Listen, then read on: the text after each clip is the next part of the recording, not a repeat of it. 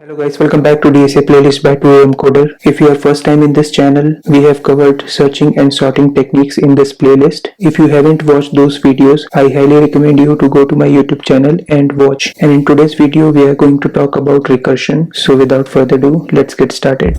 So guys, before understanding the recursion in code directly, let's understand what is recursion actually. So recursion is nothing but a technique when method or function call itself to solve any kind of complex program. Let's suppose you have given a problem where you have to solve that using some kind of repetitive task, and for those repetition you can use either loop, it can be while loop or for loop as well, or there is another way which is a recursion where you will call the same method again and again from the same method itself, and it will work as a loop only. So with this explanation we can say that recursion work similar to the loop itself, and that is our second point. So when you say recursion works similar to the loop itself, loop has condition to break execution. So similar way we also need some kind of condition to break the recursion flow. When you are calling same method from the method itself, it will be keep on calling the same method again and again, and you need some kind of condition to break the method execution, right, so that it can be terminated. So that is our third point, where condition is very important to terminate the, or you can say to stop the recursive call of a method, because when you are calling some method, it will be keep on adding into the stack and the method does not terminate itself until that particular condition does not met. As soon as condition become false, it will stop the execution of that method and it will terminate that, and it will go to the previous method stack. So that we will see in the flow diagram now that I have created. So guys, as you can see, left side flow diagram represent recursion without condition, where we are calling method 1 which is performing some random task and it will call itself again. So you can see there is no condition added here, and it will be keep on calling again and again, and it will go to the infinite loop. So when method call itself, that is a recursion, but it will be keep on calling, so you need to stop the execution at some point. So that is our second flow diagram, where we are performing recursion with some condition. We are calling method 2, it will perform some random task and it will call method 2 again, or you can say it will call the method 2 itself. It will call the same method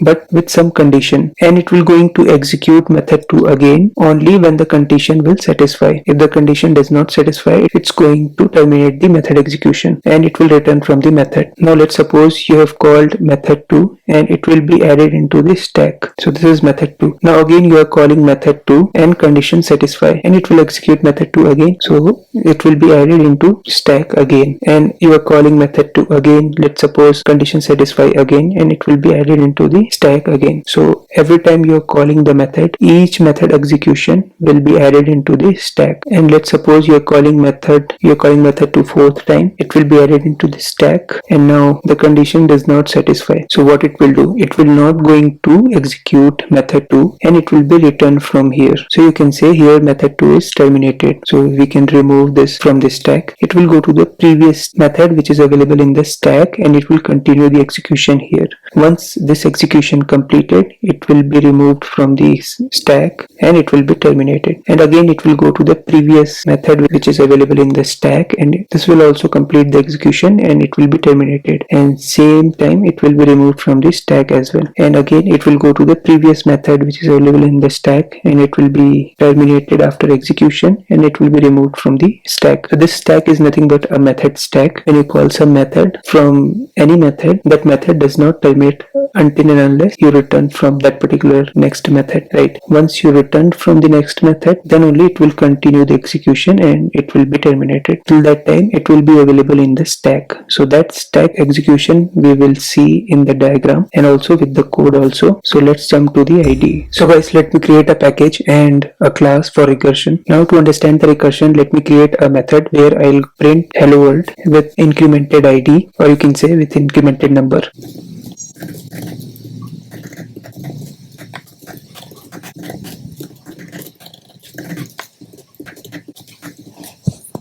So guys, I have created this method hello print, and I'm going to call this method from the main, and I'll pass initial number as 1. So what we are expecting here, this method will print hello world with number 1. Let me give some space here. So hello world 1 is printed. Now if I want to print hello world with incremented number multiple time, what I'll do, I'll just print this multiple time, right? I'll change this to 2, 3, 4, 5, 6, and now if I run, this will print hello world 1, 2, 3, 4, 5, 6. So it is printing 6 times hello world with the incremented number, right? So what is the alternate way to perform the same task? So we can do it with loop as well. So if I write loop here, since I am printing it 6 times, what I'll do, I'll just give here 6 I plus plus, and I'll print hello world. I'll call this method 6 times. Instead of passing 1, I'll just pass I plus 1. Now if I execute this program, so you can see this is giving same output. So this is with the loop, and there is another way also. What I'll do, I'll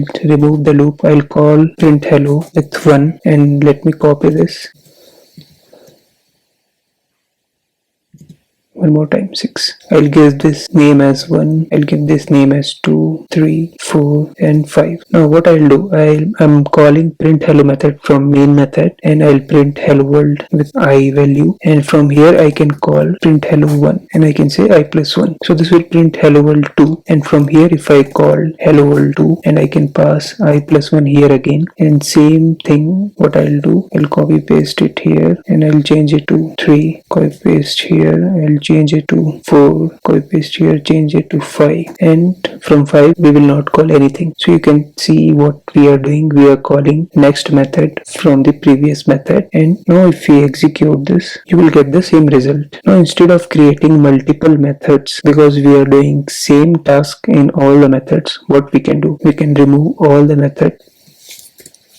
Instead of calling different method, we can call the same method again. So you can see it is showing some kind of symbol here. So this is nothing but a symbol of recursion. And if you hover to that symbol, it will say recursive call, because you are calling same method from the method itself. Okay, now if you print this, you can say it's not running. It is giving error, right? Because see how many times it has printed. It is printing multiple times. Okay, so it is going to the infinite loop because we have not added any condition. So to add the condition, we have to give some breakpoint here, because we are printing it 6 times. We have to add condition if I is less than equal to 6, then only it will print hello world. Now if I run the program, you can see it is giving the same result which we got initially, and it is not even breaking the code. It's not going to infinite loop because we have added condition here. Now let me add the debug point here, and we will see how this execution is happening. One debug point here, and let's debug it. So you can see execution is here, and we are calling this method. Now it is inside this method, and since I value is less than 6, it will execute the next line. It will print hello world. Now again we are calling the same method with I plus 1 value, so this I value will become 2. Now if I jump to the next execution, I value has become 2. Now again I value is less than 6. Again it condition will satisfy, and it will going to print the hello world. Again, since I value is 2, again it will add plus 1, and it will call the same method again, and here I value will become 3. Here I is value is 3. Again it is less than 6. It will again execute and print hello world. Now I value is 4. Now I value is 5. Condition satisfy. It will execute. Now I value is 6. Now as soon as it becomes 6, again it will execute, and again it will increment to 7. See, now I value has become 7, and this particular portion has grayed out because this condition will not satisfy. As you can see, this is showing false. As soon as this will become false, we will add one more breakpoint here and here. This will become false. What it will do, it will not execute this, and it will go to the previous. See, this method is terminated, and all the method which was available in the stack, or everything was terminated. Now let me add one more code here to tell you clearly. I'll say end, and I'll print that particular number so that you will understand where it is ending. Let me add debug point here. Okay, so now it will go to Again, you can see this particular point is not even executing because it is calling the same method again, and this particular block will only execute when this method will return from the next method execution. Now I value is 6. Now I value has become 7. Now if I go to the next step, it will terminate the method when I value is 7. So that method is terminated and it return here, and it will execute the next line. You can see I value is 6. Now again, if I press next step, it has executed and it is returning from the method stack to the previous method, and it returned from here. Now I value is 5. Now again, this method will complete its execution. It will go to the previous method available in the stack and it will continue there. So you can see this is returned from here and it is continued with I value 4, I value 3, I value 2, I value 1, and then it will terminate the program. So you can see first it printed hello world and then it printed end from 6 to 1 because we have added this after print hello method. So how this is happening, that we will see in the flow diagram. So let me create one stack here. Now guys, let's assume this is the method stack. So main is the method where all the execution start. So we will add main here. So you can see here, system will call the main method, and from the main method we are calling print hello with value 1. Okay, so that we will put it in the next stack, print hello, and it will have value as 1. Okay, so when you're calling print hello method, what it will do, it will execute, right? So let me copy this. Let me put it here. Okay, so we have called this print hello method with value 1. It will have, let me add one more point here, I is equals to 1. So I has the value 1 and we will execute this method, and it will execute this method, condition will satisfy, it will print hello world 1, and again it will call the same method again with value 2. Okay, so put one arrow point here. Okay, so this method will call again, so we will copy this. This is executing again and I value will become 2. Okay, so this is another stack and we will put it here with value 2. Let me cover this with square. This, when the I value is 1, from there we will call the same method again and it will go to the stack with I value 2. Okay, now again from here what it will do, it will print hello world 1 and again it will call the same method and it will be added into the stack. Now since we are calling the same method again, it will create another method in the stack. So let me copy this. Let me put it here. Now this time I value will become 3. Copy this, paste it here. I value is 3. Now again what it will execute the same. Now again it will print hello world 1 and again it will call the same method again. So we will copy this, put it here, and again it is calling the same method. Now the I value will become 4. It will print hello world 4 and again it will call the same method again. So let me print output here. So from here what is happening? It is executing I value is 1. It is printing hello world 1. Hello world 1. Again it is going to the next. It is calling the same method again, and now I value has become 2. It is added into the stack and it will print hello world 2. Now from here it will call the same method again and now I value will become 3. It is added into the stack and it will print hello world 3. From here on again we are calling the same method and I value has become 4. Let me add this into the stack. When I value is 4, at that point of time it will display hello world 4. Next, same thing will happen again. It will call the same method. So let me copy this. Okay, so this print hello method will call again itself, and this time I value will become 5. And again from here it will display hello world 5, and again from here it will call with I plus 1, and we have to add this into the stack also when the value of I is 5. Now from here again it will execute and again it will call itself. So copy this, paste it here. This time I value will become 6 because it is incrementing here.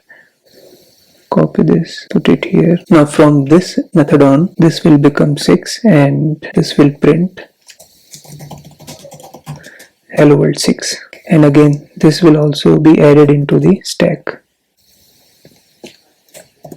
Now why I am adding these methods into the stack? Because you can see from here we have called this method, and from here it went to another stack, and from here it called another method, and from here it called another. And if you see, this execution is not yet completed. This is also not yet completed. This method execution is not yet completed, and this method execution is also not yet completed, and same for I value is 6, and for this method stack also, because from here on it is calling another method again, and once this method will be terminated, then only it will go to the previous method. Okay, so from here again I value is 6, it will become 7 here, and we will call the same method again. Let me put it here, copy this. Okay, now we are calling this with the value of 7. Now I value has become 7, and this condition will not satisfy. This will not going to execute this block because I value has become more than 6. It will be returned from this method, and from here you can say first it will be added into the stack. Okay, so let me add this into the stack when value is 7. So as you can see, when this method will be called, as soon as it start the execution, this will be added into the stack, and as you can see, this condition will not satisfy. This will not execute this block. It will come here, and this will end the method execution, and this will be terminated. As soon as this is terminated, it will go to the previous method which is available in the stack, and this will be removed from the stack. So we can remove this. Okay, as soon as we will remove this, this will be removed from the stack as well. So as soon as we remove this, it will go to the previous method which is available in the stack. So this is print hello with the value 6. It will come here. Now it will continue to the next line, and here we are printing end 6. So here it will print end 6. As soon as it print end here, you can see there is nothing to execute, and it will be terminated here. And as soon as it will be terminated here, this will return to the previous method stack, and this will be removed from the method stack. So we can remove this. We can remove print hello 6 from here, and it will go to the previous method which is available in the stack, which is hello world 5. And here also it will continue from this method onward, and it will continue from this line onward. And here we are printing end, and I value is 5 here. And 5, and after that there is nothing to execute, so this method will also terminated, and also this will be removed from the method stack. We'll go here, we will remove this method from the stack, and as soon as this method will be terminated, this will return to the previous method which is available in the stack. Let me remove this. As soon as it comes here, it will execute the next line which is end, and here I value is 4. And there is nothing to execute, so this method will terminate itself. So let me remove this from here and from the stack as well. Now from here it will go to the previous method which is available in the stack, which is print hello 3, and here it will print the end. I value is 3. Again, there is nothing to execute, so this will also be terminated. We can remove this. We can remove this from the stack as well, and now again it will return to this line, and it will execute the next line, and it will print end with value 2, and it will terminate itself. As soon as it terminates, it will be removed from the stack. It will go to the previous method which is available in the stack, and it will print end. I value is 1,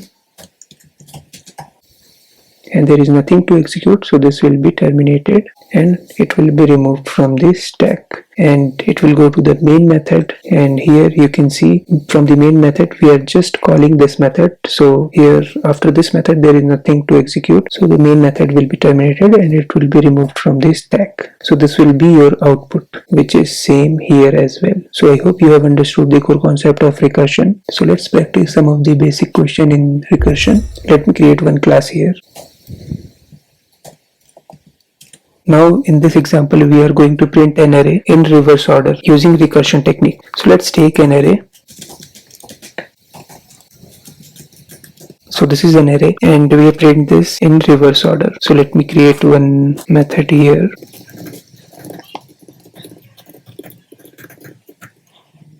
This will take array as parameter. We can pass starting index and end index of the array. Let me call this from here, array, starting index will be 0 always, and index will be length -1. Now I want to print the array in reverse order. So I need last index. So I need last index first, and to reach the last index we need to keep incrementing starting index till the last index point. So let me create one variable here, new index. This will be s plus 1. So I'll increment the s value and I'll call the same method again. I'll pass the same array, but here I'll pass the new index, and value will be same. And why I need end value, that we will see now, because I need condition, right? Because we are working with recursion and we need some condition. So here our condition will be, so we will keep on calling this method until s will become e. As soon as starting index will become greater than e, we will not going to execute this particular code. If s is less than equal to e, then only we are going to execute this particular block, and why, that we will see. So here we are incrementing the s value with each recursive call, and once s exceeds the value of e, then we will not going to execute this, and this will be returned to the previous method available in the stack. And once it will return from the next method, it should print the value. So here we can print array of s. Okay, now if you run this program, this will print the array in reverse order. So you can see this is printing in reverse order. Let me debug this and we will understand how this is happening. Let me put debug point here and what debug point here. So you can see initially s value is 0, e is 6, it will execute, s will become 1, and it will again call the same method. Now s value is 1, e is 6, we are not changing the value of 6, we are just changing the value of s. We are just trying to reach till this point, and once we reach this point we will start printing it, and rest of the thing will do the previous method available in the stack. Again it will execute, it will go to the next method with the incremented s value. So as you can see, this line is not even executing now. This will only execute when this condition will become false, and it will return from here. It is keep on incrementing and just calling the method again and again. Now you can see new index has become 7. Now the condition has become false. It will not execute, it will be terminated, and it will go to the previous method stack, and it will continue the method execution. And now in the continuation it has the code to print the array with value s. Now we have incremented the s value till e, which is the end index, and it will start printing from there on. Once it prints the value, it will terminate the method execution, and it will go to the previous method and continue from there, where we are again printing. Here s value is 6. Again s value has become 4 here, so it will print 4th position value, and so on, and it will terminate the code. So this is the very simple example of recursion, and there are way more complex topics like merge sort, quicksort and merge sort also uses recursion. If you remember, we have covered this in our previous video where we divide the array. We try to execute same task with the left array and right array. Okay, so because we are executing same task again and again, we are using recursion there, and we are dividing the array until we reach s equals to e that we saw in the merge sort, right? And also there is another topic called tree, or you can say binary tree as well, where recursion is very important topic. So there are a lot of complex topic out there which uses recursion. When you use recursion and when you start understanding the recursion, those complex topic will become very easy for you. So it is very important to practice recursion thoroughly so that you can solve any complex topic very easily. So I hope you liked what you saw. If you liked, please hit the like button, share with your friends. I'll see you in the next video. Till then, bye bye, take care.